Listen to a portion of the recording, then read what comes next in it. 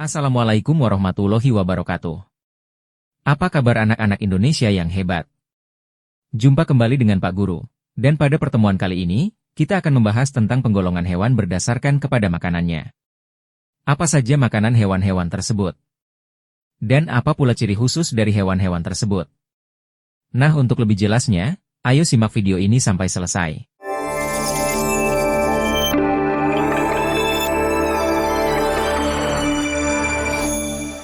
Anak-anakku sekalian yang Pak Guru banggakan.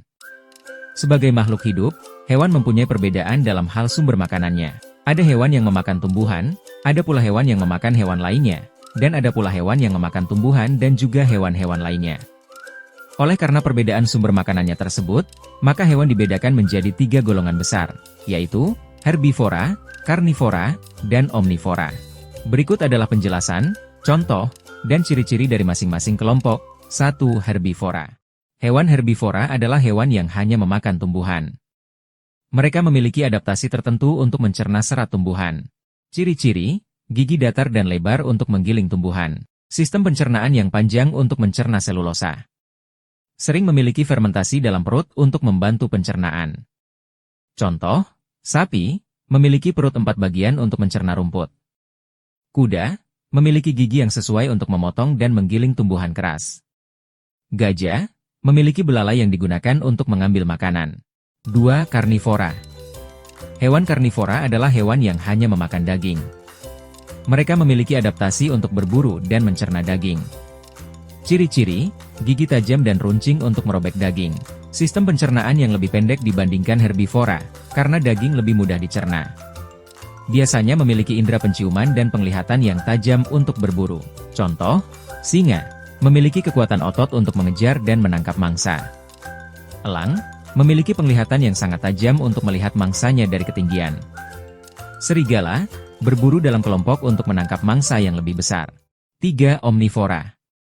Hewan omnivora adalah hewan yang memakan berbagai jenis makanan, baik tumbuhan maupun daging. Mereka memiliki adaptasi yang memungkinkan mereka untuk mengolah berbagai makanan. Ciri-ciri, gigi yang bervariasi, termasuk gigi tajam dan datar untuk memproses berbagai jenis makanan. Sistem pencernaan yang fleksibel dan dapat menyesuaikan dengan jenis makanan yang dikonsumsi. Kemampuan untuk beradaptasi dengan lingkungan dan sumber makanan yang berbeda.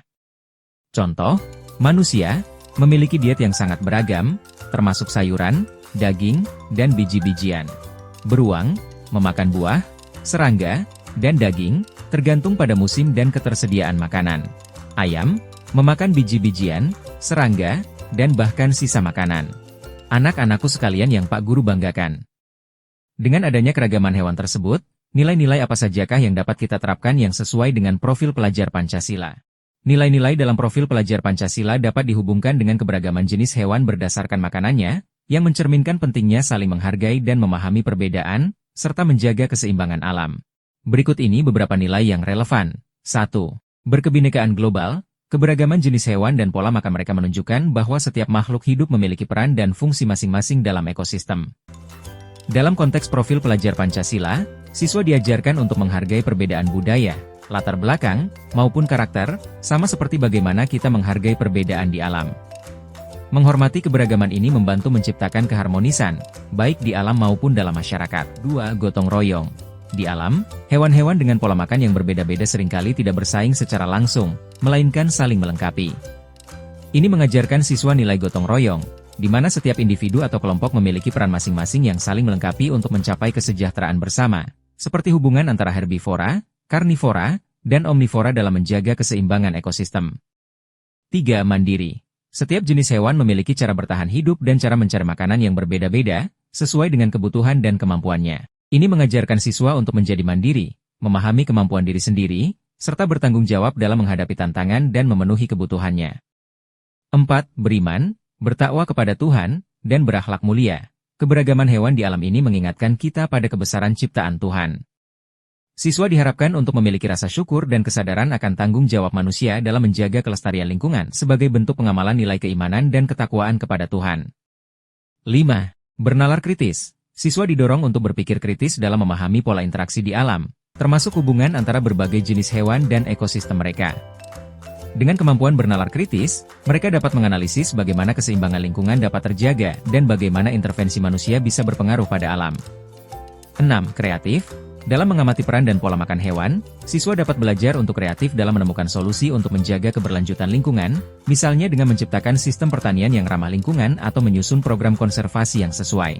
Dengan menanamkan nilai-nilai ini, profil pelajar Pancasila mengajarkan siswa untuk menghargai dan menjaga keharmonisan di antara semua makhluk hidup serta berkontribusi positif pada keberlanjutan lingkungan. Dengan penggolongan ini, kita dapat memahami bagaimana hewan beradaptasi dengan makanan yang mereka konsumsi dan peran mereka dalam ekosistem.